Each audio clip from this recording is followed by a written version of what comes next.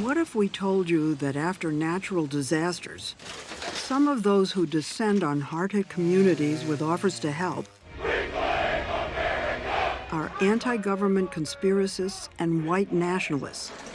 Their motive? Recruit, soften their image, and Going to a disaster relief is directly helping our people. you go in to help white people. Yeah. Once in a while, we get to travel so far off the beaten track, there's hardly a track at all. For decades, this pristine forest in western Colombia was a no-go area because of armed conflict.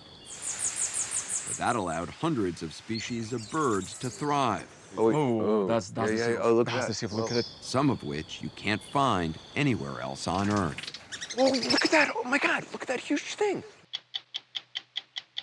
This is the rose centifolia. Cultivated in row after pink row, it is a flower worthy of a serenade. Piano notes play over speakers. The vibrations are said to help the buds bloom evenly. 12 of these roses go into a bottle of Chanel No. 5, all grown here in the French town of Grasse, where century-old traditions are used to develop scents for some of the world's most famous perfumes. How do you know when it's right? It's instinct. It's like music. I'm Leslie Stahl. I'm Scott Pelley. I'm Bill Whitaker. I'm Sharon Alfonsi. I'm John Wertheim. I'm Cecilia Vega. I'm Anderson Cooper. Those stories, and in our last minute, a forgotten breakthrough in American history. Tonight on 60 Minutes.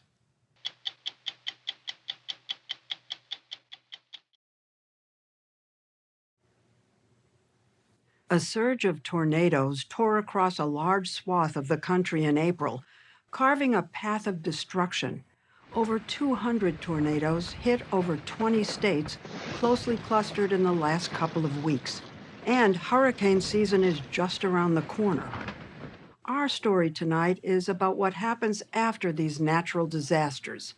A pattern has emerged in recent years in which militias, conspiracists, and white supremacists show up to hard-hit communities, as they did last week in Texas, offering help. But they've been called disaster tourists who are out to sow doubt in government, soften their own image, and gain followers. September 2024, Hurricane Helene barreled through North Carolina with forces so powerful it nearly wiped the town of Bat Cave off the map, lifting homes and toppling trees. Imagine taking in a box of toothpicks and dumping them on your kitchen counter. Sheriff Lowell Griffin faced a daunting rescue task. We had already experienced days of heavy rain, and then the hurricane comes through. Like a triple whammy. Yes, yes. Then another whammy. Outsiders started pouring into North Carolina, So we got a lot of work to get done. If you're able to get out including an influx of anti-government far-right groups.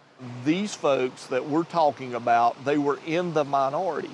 However, that minority can create chaos, and that's what we ran into.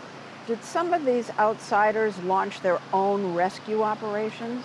We had some folks wanting to act as a militia coming in to take over to, in their mind, bring some sort of self-deployed law and order to the area. With weapons? Yes, ma'am.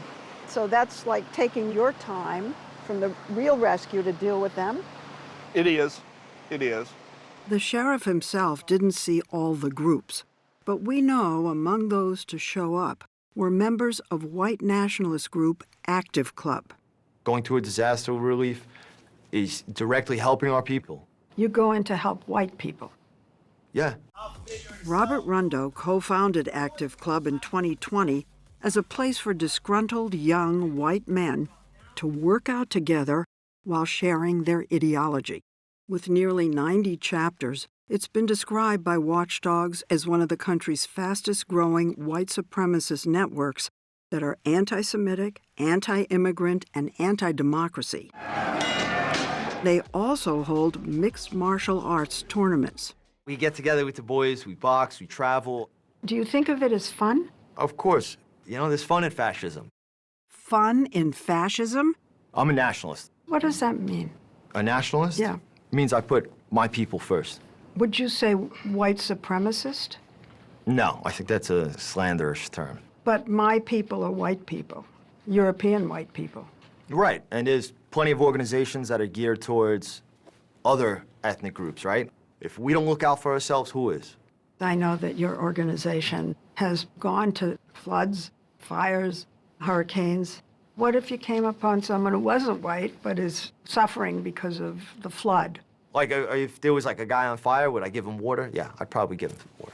When you go into these areas, are you recruiting? We hand out flyers. You know, if somebody wants to contact us later, that's fine. But just us showing up changes somebody's opinion, someone's mind. So the next time when they put something out and they say these evil guys, they say, wait a second, that's the guy who came when my house was on fire and helped me out. Many of these outside groups want to build, as one of their posts states, a pro-white parallel system. One of the more prominent white supremacist groups that showed up in North Carolina was Patriot Front. They cut down trees and handed out bread. Are you sure just one loaf? But Freddie Cruz from the Western States Center, a hate group watchdog, says these white nationalists go to disasters primarily to build a following. These people come in, they hand out water, they help clean up the debris. Whatever their ideology, they're doing something positive, aren't they? What we're seeing is actually these groups will show up and generate a whole bunch of social media content. We're dubbing it disaster tourism. And then they leave? That's generally what we see.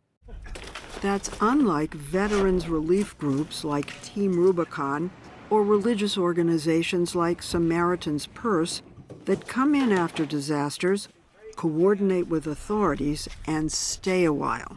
When you go into an area that's distressed, do you coordinate in any way with the local law enforcement, with the sheriff? Absolutely not. They would probably do everything they can to prevent us. What do you say to people who argue that you go in, the purpose is to have some video shot of you handing out some water, and then you leave? And the whole point was to get that video so that you could post it by saying That kind of sounds like what everyone does, right? That's what a president does. When he goes into a community, they have the cameras there. So is that bottle of water actually being handed out? Absolutely it is. Does our guys actually care and feel for the people that are helping out? Absolutely. Do we also video it and put it out there to show another side of us? Absolutely. These extremist groups put out videos after floods. Patriot Front is here, continuing efforts in Central Texas. They put out videos during fires. We are here in Santa Monica Pier, collecting donations for victims of the wildfires. They figured out that videos about natural disasters can reach a whole new, large audience. I think white nationalists are interested in natural disasters because everybody is interested in natural disasters. John Kelly heads Graphica, a firm analyzing how content spreads online. There are very few things that bring the public's attention to focus on one thing in unison, and natural disasters is one of those. These groups, through natural disasters, are trying to change their image. They're trying to say we're wholesome. That's one of the things that characterizes the current groups, is that they've kind of decided to leave the more triggering iconography in the closet and try to appeal to a more mainstream audience. Not to do things that turn people off, the way that marching around with swastikas would turn people off.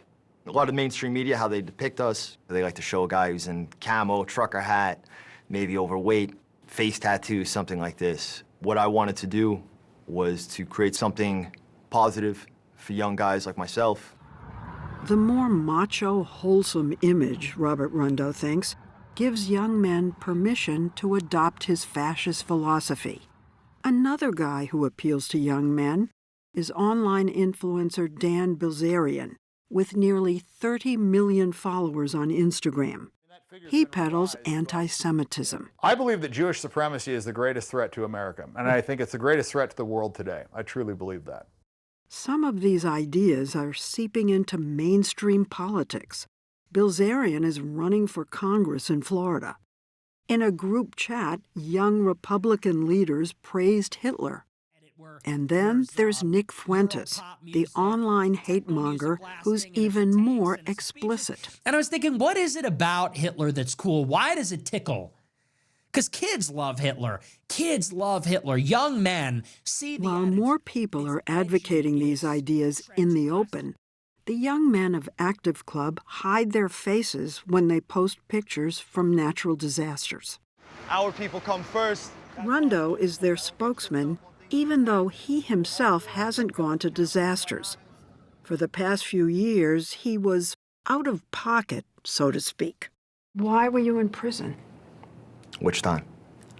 Oh, boy. I was in prison twice. The 36-year-old from New York was first incarcerated as a teen for a gang fight. Did you stab somebody? Allegedly. Well, yeah, Yeah. Well, he had a weapon, too. It wasn't like I just randomly showed up on somebody. And the second time? Second time is for what I'm most known for. In 2017, he got into a series of fights with anti-Trump protesters at rallies. That's him pounding and pounding. He was on the lam when he got this idea to launch a more clean-cut white pride group. But it's just a new image. We're ultra-nationalist, far-right, fascist, I mean, I'll lean a little bit into these terms, Is your ultimate goal to turn America into a completely white Christian nation? I would also add like a more militant nation as well, military rule. Like having a military person run the country? Well, just, and not have again, based democracy? more of democracy. What did you mean, democracy? And that's terrible. Because it's just such a scam democracy, I believe. It's politicians that get lobbied. They never have the interest. Anything that's important, do they ever ask us? No. But if you have a military, you'll never decide anything. They'll decide We don't decide anything everything. right now. Going to natural disasters like Hurricane Helene also gives these groups an opportunity to slam the government. Government didn't help whatsoever. Their videos claimed the government did a lousy job in the rescue, saying it was chaotic, clueless, and corrupt. And I'm disgusted. The criticisms got more outsiders to descend. These militiamen from Virginia came to clear houses. When the government fails, the people come together. This is a staging area that we An have. Arizona vigilante conspiracist group, Veterans on Patrol, came to organize supplies. But according to law enforcement, they created chaos and did more harm than good. Look at this car. Sheriff Griffin in North Carolina says many of these disaster tourists spread conspiracies and misinformation to help their videos go viral. The misinformation took a bad situation and actually complicated a bad situation. But Sheriff, they're coming in because they think the government isn't doing anything. So what I would say for all of these outside folks that are really wanting to help, they need to get their information from official sources and not from TikTok or Facebook or whatever the flavor of the day is with social media. What was some of the misinformation that was being spread? That there were people that were still stranded, that there were bodies floating in the river, that FEMA was rationing supplies and seizing supplies. None of that was true. FEMA, the federal agency on the ground in natural disasters, is a main target of these outside groups. During Helene, FEMA rescuers had to back away for a few days when there were fears that militias were coming to hunt them. Also, a wild rumor spread that the government actually created Hurricane Helene using weather monitoring towers as a weather weapon. Now, this is a directed energy weapon utilized to manipulate the weather. These are weapons of mass destruction. So basically the rumor was that, the government controls the weather and that this was a direct attack on the area. Is this usual now in disasters? One, that there are these false rumors, conspiracies being spread, and two, that outside groups sort of stream in and make it more difficult for law enforcement. So what I'm afraid of is, from what I've seen, this will be the new normal. How China tries to exploit natural disasters in the U.S. Taking narratives that portray the U.S. government as being ineffective and boosting those narratives. At 60minutesovertime.com.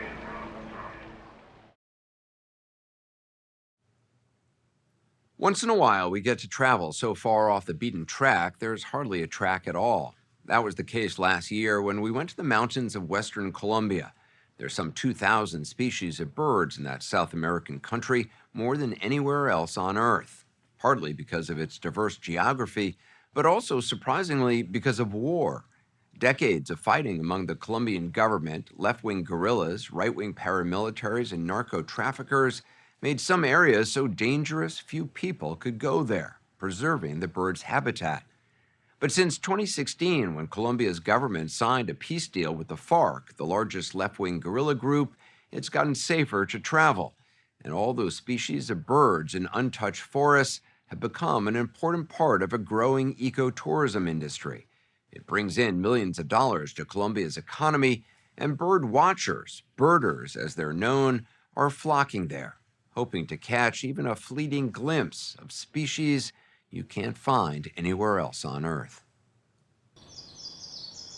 On the western slope of the Andes Mountains, in an area with few roads in or out, lies Tatama National Park, a vast stretch of lush rainforest punctuated by powerful rivers. Delicate flowers blossom in the rain-soaked forest, and the sound of birds fills the humid air. This is one of the wettest places on Earth. We set off before dawn in a four-wheel drive vehicle through untouched forest. Hidden in the lush vegetation were all kinds of birds. Some shy, others curious. Their colors as vivid as their names. The blue-gray tanager, the cinnamon flycatcher, the purple-throated woodstar. Okay, check it out, this one, mate. Diego Calderon Franco knows them all. He's one of Colombia's most famous birding guides. Go above the light. Oh, yeah. Oh, the violet elf, this is the female. It's the little one right there. The little one, actually. That's the seal. Oh, look at that. Seal. Look at the tail. That tail is so beautiful. Diego's enthusiasm is infectious. And this is the star here. This thing, velvet, purple, coronet. There you are. Wow, those colors are incredible. Nearby, we spotted some drama between two hummingbirds. Is that a family? One of them is just sitting there on a branch. The others seem to be darting about. Actually, they are both Empress Brilliants males. So there are actually probably two males fighting a little bit about territory. Hummingbirds, you know, they look cute, but they are real warriors. They will fight for resources. Really? Hummingbirds do? All day long, all day long. The pink right underneath the... In the throat. Like in the throat is incredible. Birding may sound dull to some, but in the forest, there's always something to watch out for. Whoa. Watch out. This is dangerous. Diego has studied the species here so closely he does their calls the way some people hum music. Something like that I can... That's a wren? That would be like a wood wren in the forest. There is one here where we are that is called the Munchique wood wren that lives in the highlands. And it's like, but it's much happier. It has a different tone, so it's more like much of a cooler vibe. You've said that being a bird guide in Colombia is like being an explorer during the Victorian age. It is. How so? It is because all these explorers from the Victorian age, they were circumnavigating the globe and exploring and finding new species everywhere.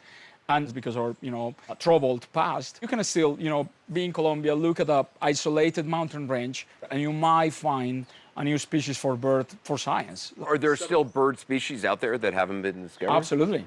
We tend to think that we have explored it all, that we know every corner of the planet, and it's not the case. This area was a no-go area for a long time. Indeed. The fact that there were illegal armed groups in this area, like for so long, prevented just people coming and slashing and burning the habitats. No one could disturb the birds, but no one could go see them really either. Yeah, exactly.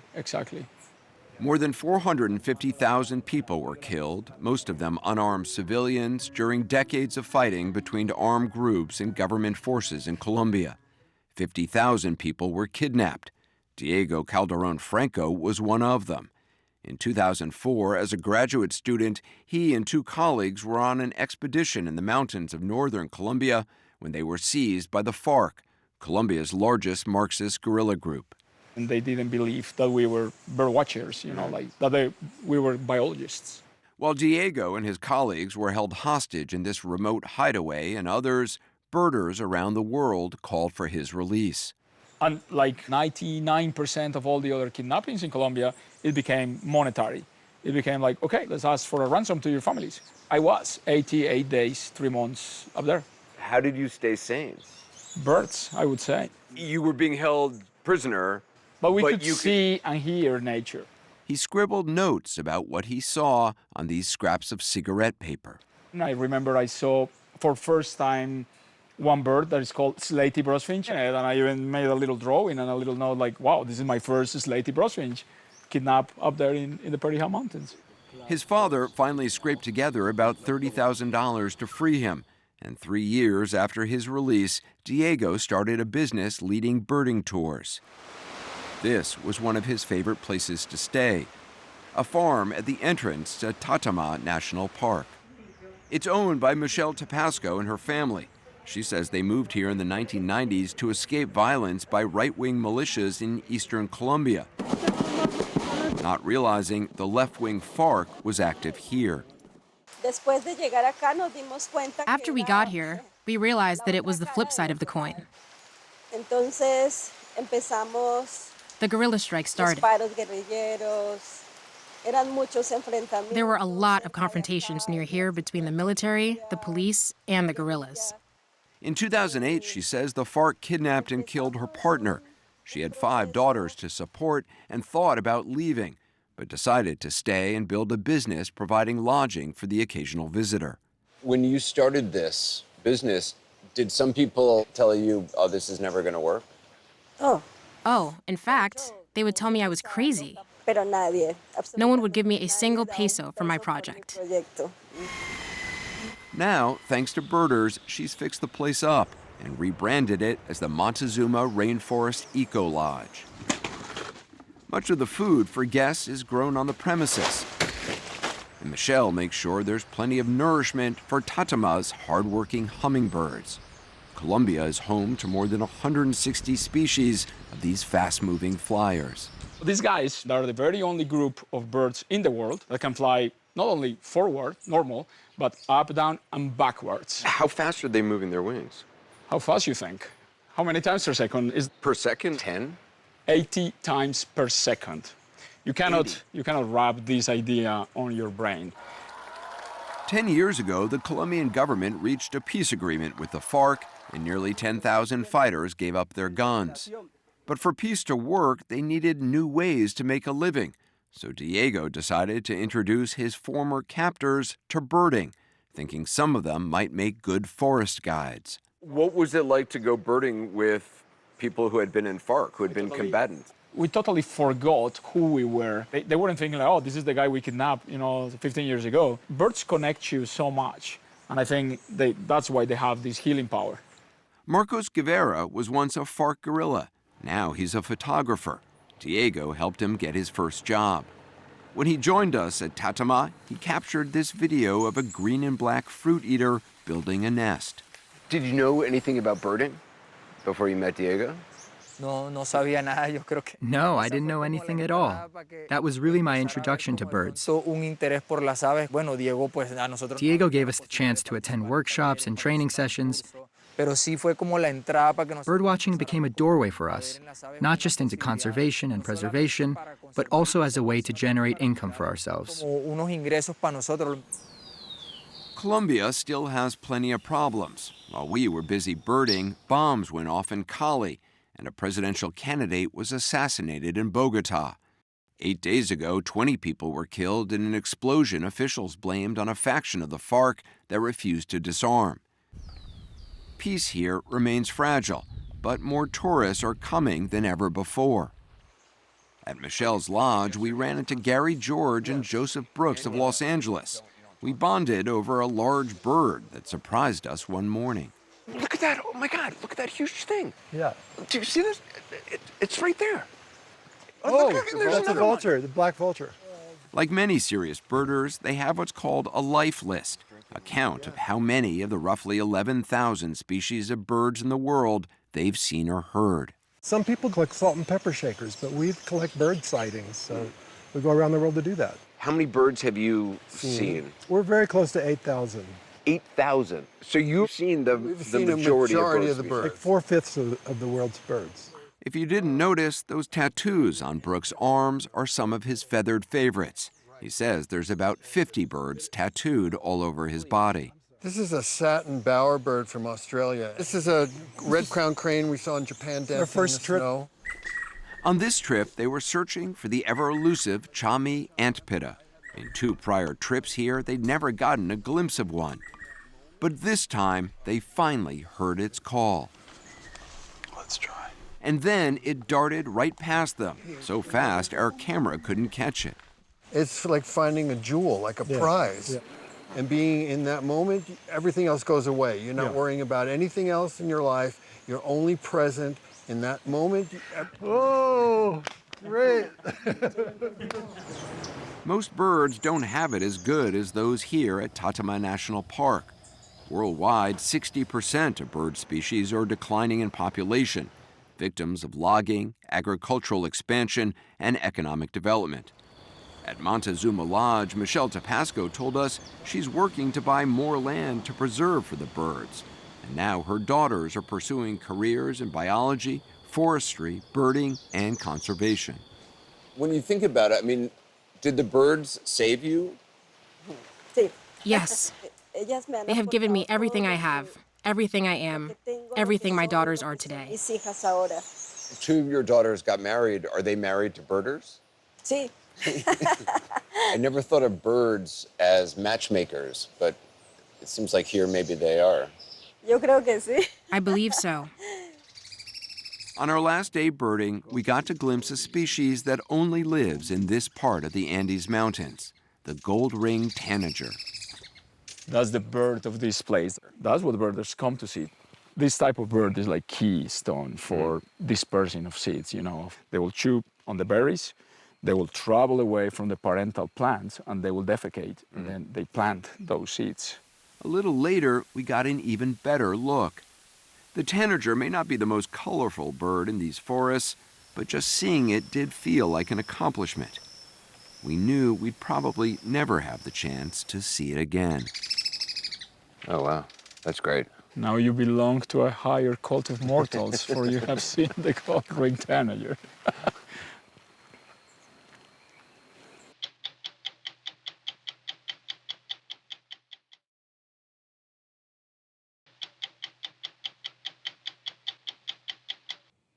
In 15th century France, the medieval town of Grasse had a problem. It reeked of dead animals from its booming leather trade. Then came a clever idea to mask the stench, a pair of gloves infused with the scent of local flowers. It sparked a new industry. Flowers were planted, techniques invented, and what began as a cover-up grew into an art form, establishing Grasse as the perfume capital of the world. In 1921, when Coco Chanel wanted to create a signature scent for her fashion house, she went to this town in the south of France where fields once bloomed in abundance but have faded over the decades. Now a revival is underway, and that's where our story begins tonight, in Grasse, where flowers for the world's most famous perfume have been grown and gathered for more than 100 years. This is the Rose centifolia. nicknamed the May rose because it blooms in spring. Cultivated in row after pink row, it is a flower worthy of a serenade. Piano notes play over speakers. Farmers say the vibrations help the buds bloom evenly. 12 of these roses go into a bottle of Chanel No. 5. But the real star is this tiny white flower, jasmine. It opens at night and is harvested as the sun comes up.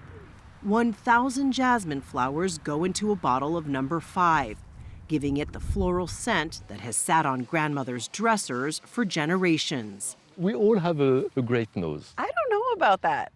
At Chanel's annual jasmine harvest, we met Olivier Polge, where he spends many of his working days in the fields of Grasse sourcing flowers. He is Chanel's master perfumer. In the fragrance world, he's known simply as a nose. What should I call you? A perfumer? A nose? I prefer perfumer because people always think that my nose is very special. Is it not? And I don't smell things that you don't.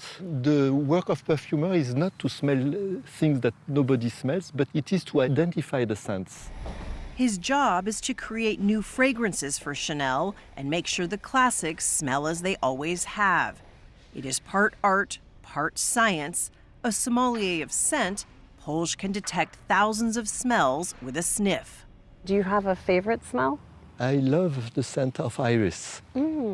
Violet, powder, slightly woody. I have to tell you, I was very self-conscious getting ready this morning, putting my perfume on, thinking you were going to smell it immediately and judge it. Did you when we met? No, but you forgot that we are surrounded with such strong scents of flowers. This is overpowering. Phew, okay, good. According to Chanel, 5 bottles of No. 5 are sold somewhere in the world every minute. Fitting, since it's named after Coco Chanel's lucky number. The iconic designer came to Grasse during its golden age, searching for the world's finest and most expensive perfume ingredients. But over the decades, farms began to shut down as the French Riviera became a luxe real estate market, and cheaper flowers were grown abroad in places such as India and Egypt. Would Chanel No. 5 really smell that differently if you sourced the jasmine from elsewhere? Yes, it would definitely have an impact. Far from me the idea to say one is better than the other, but you have to recognize their differences. So what exactly does it smell like? Well, this is admittedly tough to convey on TV since we're doing the smelling. This is the jasmine from Grasse. Okay. Oh, wow. Grasse jasmine is grassy and fruity with a note of green tea, delicate like the flower itself. In the early 1900s, Grasse had about 12,000 acres of flower fields. Today, only 124 acres remain. And where nearly 2,000 tons of jasmine were once harvested each year, now there are fewer than 15, grown mostly by one family. Since the 1800s, for 6 generations, the Moules have farmed this land. What has it been like to watch the decline here in Grasse? It's very sad. It was a pity to see this evolution, but we couldn't do anything about it. It's how it went. So we had to hang in there for many years. Joseph Moule is the 87-year-old patriarch. How often are you in the fields? Every morning, 7 a.m. Is he still the boss? Yes. He'll always be the boss. Joseph's daughter Colette runs the office. Her husband Fabrice oversees the fields. Who's done the most picking here? We all picked jasmine. We had to help. In my case, it was my grandparents. And they would tell us, if you wish to go and swim in the sea, first you have to help us pick flowers. So every morning... No fun, pick first. That's exactly what we did. They say their jasmine has a distinct scent because, like grapes used in wine, it matters where it's grown. Here in the hills, where the Mediterranean meets the southern Alps, in a cool climate and rich soil. You can't put Burgundy in a bottle of Bordeaux because people will tell you, no, that's not Bordeaux. For the fragrances we do here for Chanel, It's exactly the same thing. That's why in 1987, Chanel offered the Moules a deal to grow and sell flowers exclusively to them, the first time a luxury brand partnered directly with Grasse farmers. They say even the birds smell good here in Grasse. Thank you very much. I think so. It's the kind of partnership Grasse Mayor Jérôme Viaud says helped revive the region. A lot of people thought the perfume industry here was over. Yes, a lot of people say it's the end of the perfume. Why did you think you could make a difference? Because we have the knowledge, and we have the weather, and we have everything to get success. So we think it's possible, and we are working on it every day. Since taking office in 2014, the mayor has filled the streets with thousands of pink umbrellas, a tribute to the rose, and a picture-perfect backdrop for the 2 million tourists who visit Grasse each year. He also helped designate Grasse a United Nations Cultural Heritage Site, recognizing its centuries-old perfume-making traditions. And he blocked development on 170 acres of land so that new flower fields can be cultivated. A lot of mayors want the development to come to their town. What was your fear with that development? We want development, but we want to choose our development. You wanted to be specific to the perfume industry. Definitely, yes. Is there a renaissance in the perfume business underway right now? I think so. You saw it. We did. It's hard to miss. Over the past decade, major luxury houses have invested in Grasse by tying their brand to its reputation. Lancôme built what looks like a Barbie dream house on a farm where it grows roses for its fragrances. Downtown, an abandoned perfumery became a workshop for Louis Vuitton, and Christian Dior's former estate was restored, preserving the gardens that inspired the designer's first scent. It's nice to smell. Everywhere I go, I put my nose. You do? I smell everything. Honorine Blanc is the master nose for one of the world's largest fragrance companies, creating perfumes for brands such as Valentino and Gucci. Yes, and smell it. It's patchouli. People don't realize how much work there is behind creating a fragrance. Sometimes I need 20,000 trial. 20,000 is how long it's taken you sometimes? How do you know when it's right? I would say there's two ways. Your clients, they stop. This is practical. Or it's instinct. It's like music. As part of the Grasse revival, her company, DSM Firmenich, opened Villa Botanica 5 years ago, a private retreat for its top perfumers to discover new smells, the good It's very clean. and the bad. What can you do with this? Smell like feet. Feet. There's an undiscovered world of scent out there still? I believe so. I think there are plenty of new odors to discover, plenty of new plants to discover. For a perfumer, it's heaven. Does Grasse still hold the same significance that it did to the perfume industry? Yes, and I think even more than ever. You know why? Because we're going back to authenticity. What does that mean when you're talking about perfume, authenticity? For me, when I come to Grasse, it's a place where I can slow down and smell the value of an ingredient. Because, everything is speed, speed, speed, speed.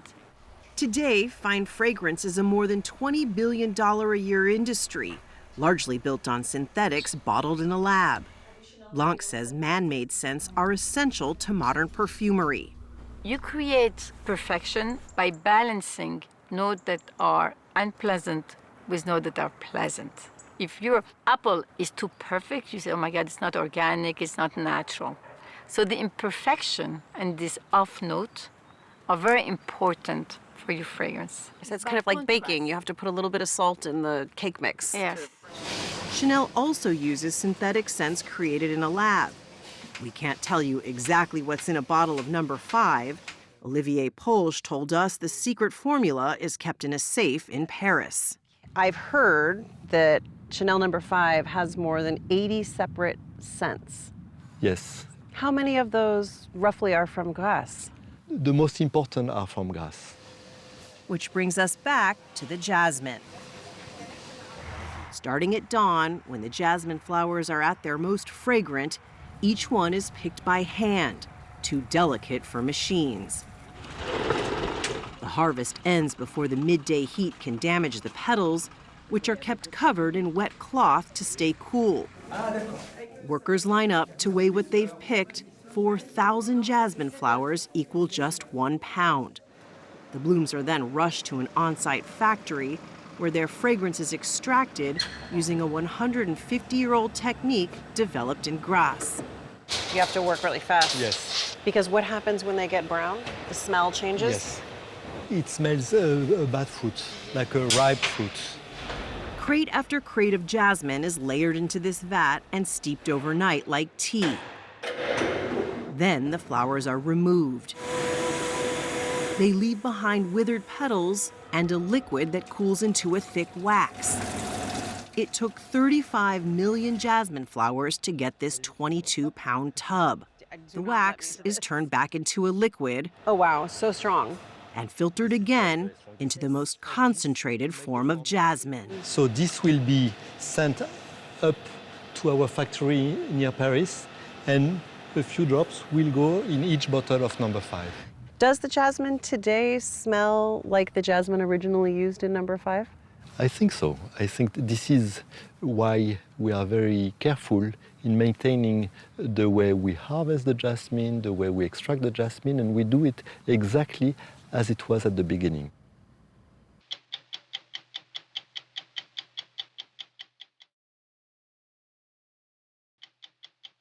The last minute of 60 Minutes is sponsored by United Healthcare. Coverage you can count on for your whole life ahead.